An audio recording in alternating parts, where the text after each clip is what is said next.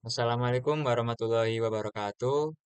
Kami dari kelompok 4 beranggotakan dengan saya, Fawaz Azri Masur Prasetya dengan NIM akhir 074 dan rekan saya Muhammad Tia Subianto dengan NIM akhir 077 dan terakhir dari Siwana Khoir Suhaya dengan NIM akhir 215.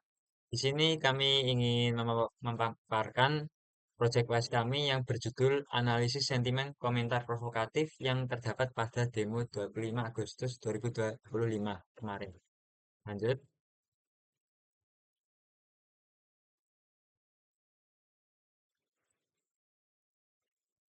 Di sini terdapat daftar isi dengan runtutan sebagai berikut.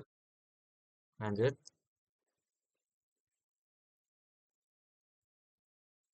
Nah, seperti yang kita ketahui, pada tanggal 25 Agustus tahun 2025 kemarin, terjadi sebuah fenomena besar, yaitu demonstrasi besar-besaran di seluruh Indonesia. Nah, demonstrasi tersebut memicu sebuah ledakan interaksi yang besar di media sosial. Salah satu contohnya pada platform YouTube, banyak ribuan komentar yang muncul dan menciptakan sebuah tumpukan data opini yang besar. Nah, di sini kita sulit untuk membedakan mana yang merupakan sebuah kritik konstruktif atau demokrasi dan mana yang merupakan sebuah hasutan provokatif. Ketika kita melakukan analisis secara manual, hal tersebut bisa dikatakan kurang efektif dan memakan waktu dan juga rentan bias subjektif. Jadi diperlukan sebuah sistem otomatis berbasis machine learning untuk memetakan sentimen secara objektif. Selain itu juga diperlukan penerapan teknik augmentasi data untuk mengatasi keterbatasan data supaya model lebih akurat. Next. Berikut adalah manfaat. Yang pertama adalah mengidentifikasi komentar guna memberikan kemampuan untuk mendeteksi kunci yang menjadi sumber penyebaran narasi provokatif dengan menggunakan metode analisis jaring sosial. Kemudian yang kedua, membantu membedakan antara aspirasi murni yang muncul secara spontan dari masyarakat dengan narasi yang sengaja digerakkan oleh pihak-pihak tertentu melalui provokasi dan disinformasi. Kemudian yang ketiga, memberikan gambaran komprehensif mengenai sentimen atau emosi yang berkembang di berbagai lapisan masyarakat selama peristiwa demonstrasi, yang dapat digunakan sebagai bahan evaluasi untuk pencegahan konflik sosial di ranah digital. Selanjutnya pada slide ini ialah tujuan dari proyek kami yang pertama yakni untuk mengumpulkan dan menganalisis data komentar yang kita ambil di media sosial yakni YouTube terkait peristiwa demo pada tanggal 25 Agustus serta mengklasifikasikannya ke dalam kategori sentimen provokatif dan netral. Lalu kedua, mengidentifikasi ciri-ciri linguistik dan pemilihan kata yang sering muncul pada kolom komentar dengan sentimen provokatif dan netral. Lalu selanjutnya yang ketiga, untuk menemukan pola bahasa dalam komentar yang bernuansa negatif yang mengarah pada provokasi, penyebaran emosi berlebihan, atau indikasi disinformasi seperti hoax dan manipulasi informasi. Dan terakhir keempat, untuk melakukan analisis sentimen untuk mengetahui kecenderungan respon publik terhadap peristiwa tersebut pada kedua kategori sentimen tersebut. Lanjut.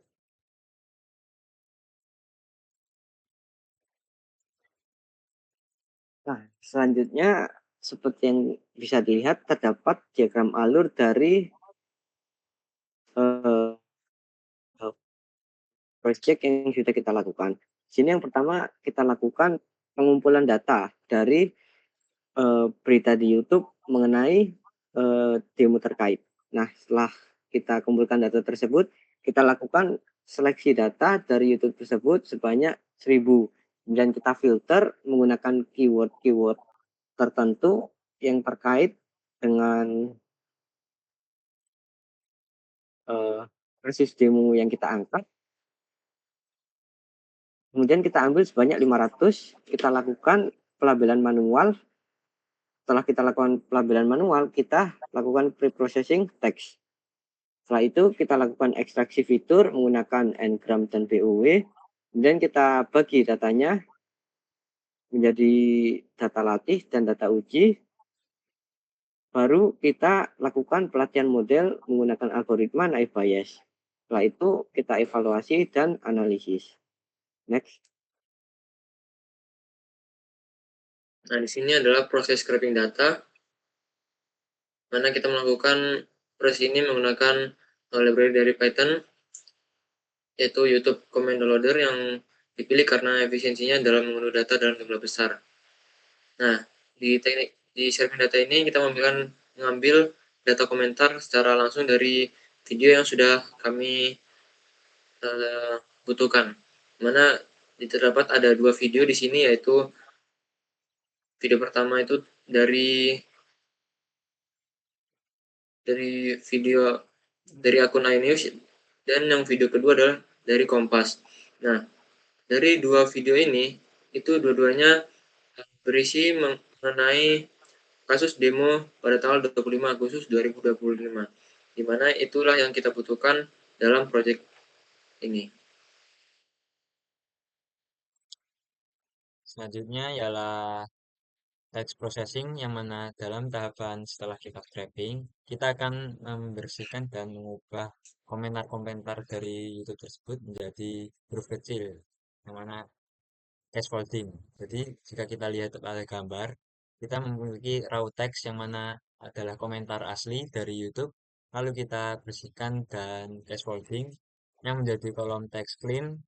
Jika kita lihat, kapital-kapital yang sebelumnya ada menjadi lowercase, kecuali keyword-keyword yang sudah kita atur. Selanjutnya, kita menghapus karakter-karakter yang sering muncul seperti yang, di, dan sebagainya dengan menggunakan stop word, kecuali kata negasi seperti tidak dan bukan. Pada kolom teks stop word kita bisa lihat pada contoh gambar yang kedua, dalam teks clean terdapat kalimat bentuk kekecewaan rakyat di bulan. Nah, saat kita lihat di kolom teks stop word, setelah kita stop word, di dalam antara kata rakyat dan bulan sudah tidak ada, karena kita hapus dengan stop word. Next.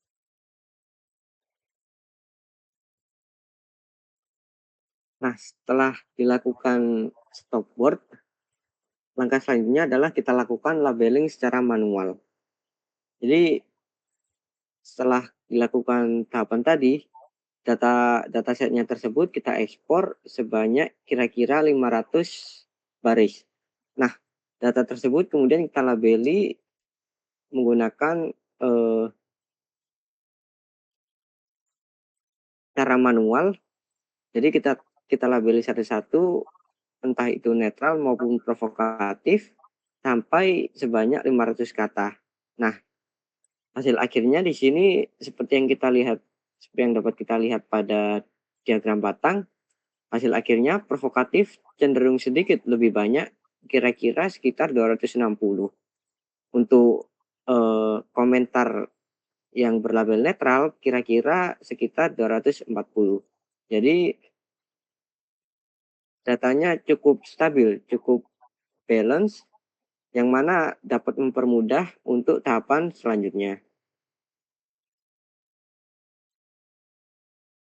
Next.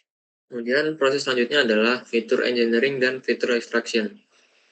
Nah, agar teks komentar dapat diproses oleh model machine learning, jadi data teks ini perlu diubah menjadi numerik. Nah, pada proses fitur engineering, kami menggunakan metode BOW yang dikombinasikan dengan teknik ngram. Nah, terapkannya ngram ini menggunakan library convectorizer, artinya sistem tidak hanya menghitung kemunculan per satu kata, tapi juga pasangan dua kata yang berurutan. Nah, penggunaan fitur bigram ini itu bertujuan untuk menangkap konteks kalimat. Sebagai contoh, misal kata jangan, kemudian dan juga kata bakar. Nah, jika berdiri sendiri itu maknanya netral. Namun jika muncul sebagai frasa jangan bakar, maka maknanya menjadi spesifik hasutan. Lanjut, dalam slide ini menjelaskan kita memakai algoritma Naive Bayes dan menerapkan metode augmentasi. Jadi, meskipun distribusi data yang kita peroleh dari kelas netral dan provokatif relatif seimbang, total data tersebut tergolong sedikit untuk standar pelatihan machine learning. Karena jumlah data yang minim dapat menyebabkan masalah hasil dari klasifikasi model bisa salah. Di mana model hanya bisa menghafal data latih tetapi gagal mengenali pola pada data yang baru. Jadi untuk mengatasi hal tersebut, kita melakukan teknik augmentasi data teks yang bertujuan untuk memperbanyak variasi data latih secara sintetis tanpa mengubah makna inti dari labelnya. Kenapa kita memilih algoritma naive Bayes? Karena algoritma naive Bayes ini didasarkan pada karakteristik data teks yang sudah memiliki label yang dapat dibuat binary, yang mana jenis multinomial naive Bayes bekerja dengan menghitung probabilitas bersyarat antara kemunculan kata tertentu seperti bakar atau rusuh dengan label kelasnya. Model dilatih menggunakan data hasil augmentasi tadi agar memiliki referensi pola yang lebih kaya sebelum diuji pada data uji yang pernah dilihat sebelumnya. Dalam contoh gambar, sebelum kita augmentasi, akurasi dari model mesin learning adalah 72%, yang mana cukup relatif tinggi tapi kurang kurang cukup untuk mengatakan baik. Setelah kita augmentasi, akurasi dari model mesin learningnya naik eh, sangat pesat menjadi 95%, yang mana hampir mendekati sempurna, yang bisa kita artikan dengan sudah baiknya model mesin learning untuk menghasilkan klasifikasi yang benar. Lanjut.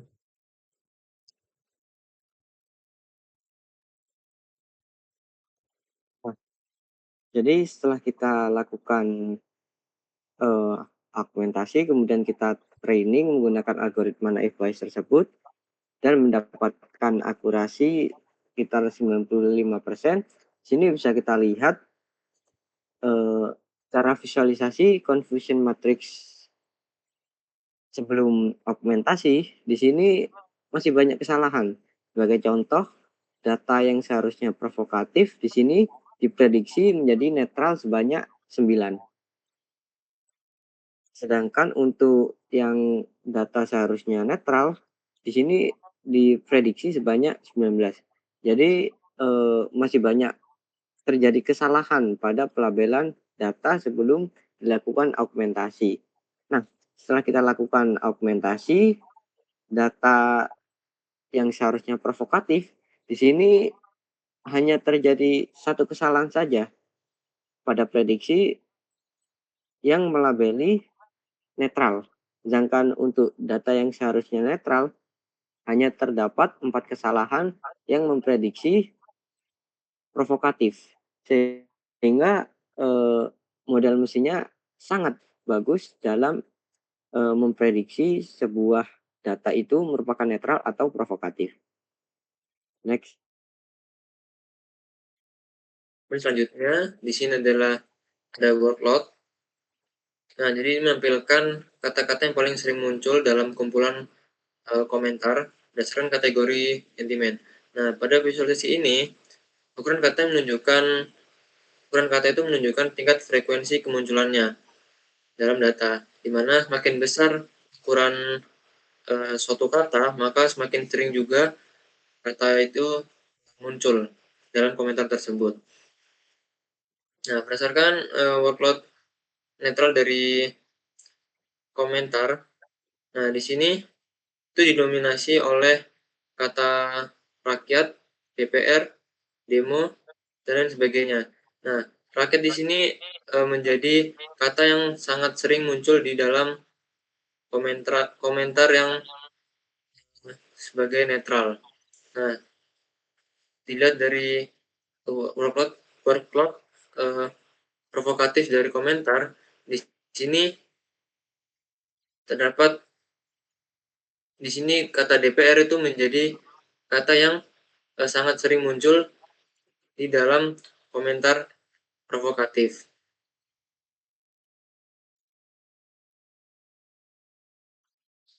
Selanjutnya, Next.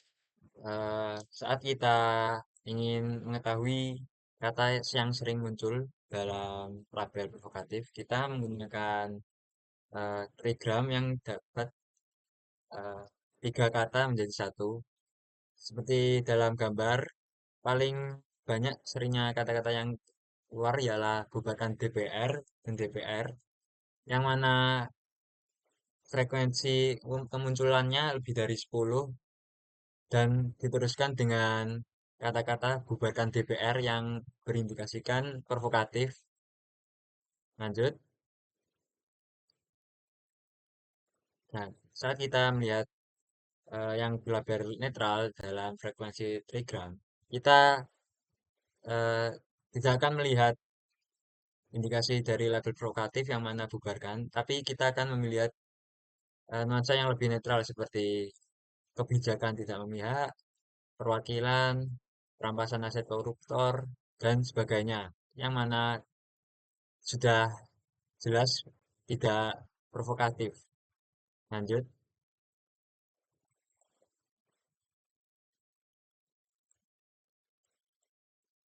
Jadi Next. kesimpulannya di sini augmentasi data tersebut sangat efektif, yang mana augmentasi data itu sendiri merupakan sebuah teknik random keyword insertion, yang mana pada kasus ini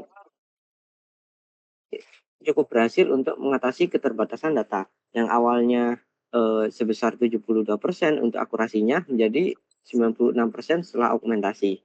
Selain itu juga pada model yang sudah kita buat, performa untuk mendeteksi sentimennya sangat sensitif, terutama untuk mengenali narasi hasutan dengan nilai recall sebesar 98% pada kelas provokatif. Jadi di sini sangat minim kesalahan prediksi atau biasa disebut dengan low false negatif. Jadi insight yang kita dapat di sini pada sentimen netral itu berfokus pada sebuah kritik kebijakan, kata kuncinya seperti gaji, tunjangan, kebijakan. Nah, untuk sentimen provokatif itu berfokus pada agitasi pembubaran, seperti contoh bubarkan DPR, turun, turun jalan, dan lawan. Next. Kemudian di sini adalah rencana tindak lanjut. Nah, pertama adalah kita ingin melakukan perluasan dataset lintas platform. Nah, tidak hanya mengandalkan YouTube saja, jadi pemilihan data ini akan diperluas ke platform berbasis teks seperti X atau Twitter. Nah, karakteristik debat di Twitter ini yang lebih real time dan tajam itu akan memberikan variasi data latih yang lebih kaya untuk model. Nah, kemudian yang kedua adalah implementasi dashboard pemantauan real time. Nah, ini mengembangkan hasil analisis ini menjadi sebuah aplikasi web sederhana. Tujuannya adalah agar pengguna dapat memasukkan tautan video atau topik diskusi, dan sistem nanti akan secara otomatis menampilkan grafik persentase, potensi kerusuhan, serta daftar akun provokator secara langsung. Sekian dari Sekian, kelompok kami. Jika ada salah, mohon maaf. Terima kasih. Wassalamualaikum warahmatullahi wabarakatuh. wah